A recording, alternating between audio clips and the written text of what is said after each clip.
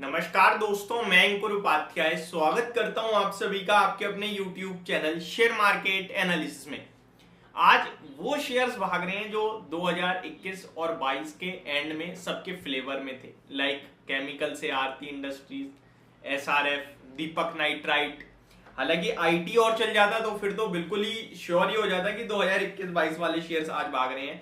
अभी उस समय जो फ्लेवर में थे वो आईटी था, केमिकल्स थे, फार्मा थे, और अभी जो फ्लेवर में आया है वो पीएसयू से, चाहे रेलवे हो, चाहे पीएसयू बैंकिंग हो, डिफेंस हो, ऑटो हो, ये स्टॉक्स अभी फ्लेवर में है। बट ये चलता रहता है, मार्केट है, कभी कोई अच्छा लगेगा तो कभी कोई अच्छा लगेगा। ये शेयर बाजार है, यही खूबसूरती है और यही पे दुख है।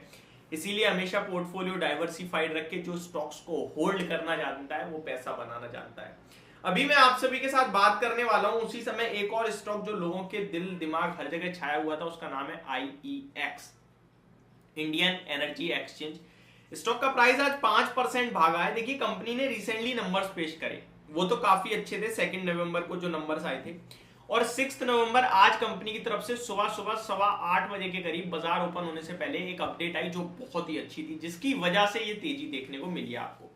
तो पहले तो अपडेट शेयर कर देता हूं, उसके बाद कुछ निफ्टी की कंपनियां जो मुझे काफी पसंद है, लाइक डीवीज लैब, उसके क्वार्टरली नंबर्स आ चुके हैं और नंबर्स के बाद शेयर एक बार फिर टूटता हुआ दिख रहा है। ये नहीं मान रहा, ये निवेशकों का पूरी तरीके से झंझोड़ देगा कि बेच बेच, बट जो नहीं बेचेगा वो पैसा बनाएगा। मैं स्टिल अभी भी यही कह रहा हूं। और ये कोई ऐसा नहीं कि मैं आपको मैन्युपुलेट कर रहा हूं कि भाई मत बेचो, रखे रहो, बहुत अच्छा है, आपको गलत डायरेक्शन दे रहा हूं। मैं प्रॉपर चीजें भी बताऊंगा आप सभी को, तो वीडियो के एंड तक बने रहिए। अब आगे बढ़ते हैं, पहले आईएक्स के बारे में बात कर लेते हैं। कंपनी अचीव्स 9260 MU यानी million unit electricity volume, increases of 21% YOY। Company achieves 9483 MU overall volume, increases 18% YOY। और इतना बड़ा इंक्रीज अपने आप में काफी बढ़िया है। अदरवाइज ये सिंगल डिजिट में बढ़ रहा था, 8%, 7%, 11 तो आ ही नहीं रहा था खैर, लेकिन ये लंबे समय बाद अच्छी इंक्रीज है, डबल डिजिट। और डबल डिजिट में भी आप देखें तो 20s के पास में, 18, 21, तो बहुत अच्छा लगा बाजार को और इसलिए ये शेयर भी भाग रहा है। ये शेयर लगभग 2 महीने पहले 129 रुपए पे आपसे कहा था एवरेज कर लीजिए, खरीद लीजिए। फर्स्ट इंस्टॉलमेंट ही डालने को कहा था और बोला था अगर ये 2 डिजिट में भी चला जाएगा तो डरना नहीं है, सेकंड इंस्टॉलमेंट डालनी है, यानी कि 90-99 के करीब आ जाए तो। 129 से 90-30% गिरने पे और खरीदने की राय दे रहा हूँ। सोचो आप, आपसे कहा था कि बहुत छोटे अमाउंट में पैसा लगाना और कम से कम 2 साल का व्यू रखना, कम से कम। उसके बाद ये शेयर 115 तक आया इंट्राडे बेसिस पे। वीडियो उस दिन भी शूट करी कि डरना नहीं है, अभी थोड़ा सा आपने ऑलरेडी ले रखा है 129 पे, और गिरता है तो फिर खरीदेंगे, जैसा हमने आपके साथ शेयर किया था, बट फिर वापस बाउंस बैक कर गया। आज अच्छे वॉल्यूम्स के साथ तेजी आई है, ठीक है, एक अच्छी क्वालिटी का शेयर है, खराब समय चल रहा है, मुझे लगता है टेक्निकली कंसोलिडेट कर लिया है, ब्रेक सपोर्ट ले लिया है, 150 तक ऊपर में आना चाहिए। बट फ्रेश अगर ले रहे हो कोई, तो मैं यही कहूंगा कम से कम 2 साल का व्यू है तो आप पैसा डालना, अदरवाइज आपका पैसा कब वापस से नीचे आ जाए, आप परेशान होने लगो, वो गलत है मेरे हिसाब से। तो ये सोच समझकर ही आप इन्वेस्ट करना, अदरवाइज मत करना। अब आ जाते हैं नेक्स्ट डीवीज लैब की तरफ। डीवीज लैब की बात की जाए तो फ्लैट है, खैर लाल निशान में तो नहीं गया, अच्छी बात यही है। रिजल्ट्स डिस्कस कर लूं पहले आपके साथ। कंसोलिडेटेड नेट प्रॉफिट 350 करोड़ का कंपनी ने पेश करा है, जो कि 490 करोड़ से घटकर आया है। तो ये थोड़ा सा प्रॉब्लम का विषय बनता हुआ दिख रहा है मेरे को कि कंपनी का प्रॉफिट बढ़ ही नहीं रहा है।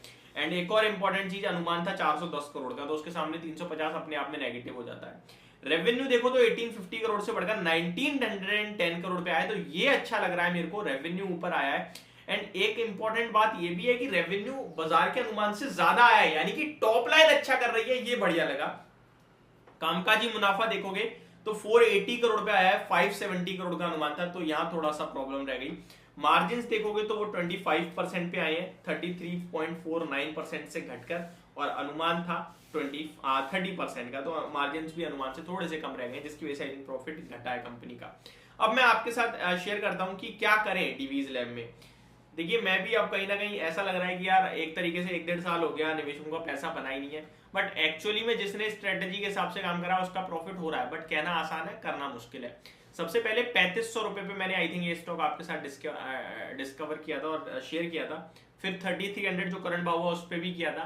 फिर 2900 पे किया, उसके बाद शेयर ने एक रिलीफ रैली दी, बढ़िया दी, 4000 तक गया ऊपर, अभी रिसेंटली ही गया है, ज्यादा दिन पहले नहीं। अगस्त में स्टॉक ने ऑलमोस्ट 3950 के करीब का हाई लगाया। हल्का फुल्का आपने बुक भी किया होगा, वहां पे थोड़ा बहुत का भी था, नहीं भी किया तो भी कोई दिक्कत नहीं है। मेरा वैसे व्यू उस पे 4500 5000 का है। अब क्यों है ये समझिए। एपीआई कारोबार की कंपनी है और केवल भारत में नहीं, लगभग 90 से 95 देशों में मार्केट लीडर है डीवीज लैब, और डीवीज लैब निफ्टी का हिस्सा है और बहुत ही तगड़ी ब्लू चिप कंपनी है। ये जब से आईपीओ आया 2003 में ऑलमोस्ट आईपीओ आया था, उस आईपीओ से लेकर आज तक कंपनी मल्टीबैगर रही है।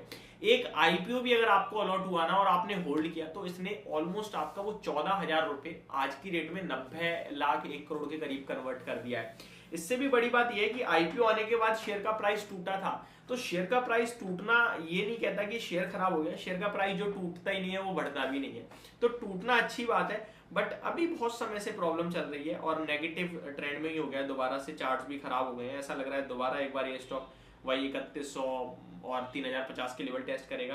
बट मैं एक बार फिर अपने व्यूअर से रिक्वेस्ट करूंगा, आपने मेरे कहने से लिया है, आपने इतना समय दिया है और होल्ड किया है, प्रॉफिट नहीं बन रहा है मेरे को लिटरली पता है, लेकिन प्रॉफिट बनेगा। मे बी 1 साल और 1.5 साल का समय और दे दीजिए।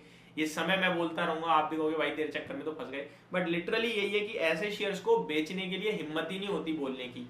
क्वालिटी शेयर्स को बिना बात के लॉस बुक करवाने की हिम्मत ही नहीं होती मेरी। बाकी यही कहूंगा कि थोड़ा सा समय और देने की कोशिश कीजिए। टॉप लाइन तो अच्छा करने लगी है, मे बी नेक्स्ट क्वार्टर से बॉटम लाइन भी अच्छा करेगी। Thank you so much for watching this video, have a great day guys.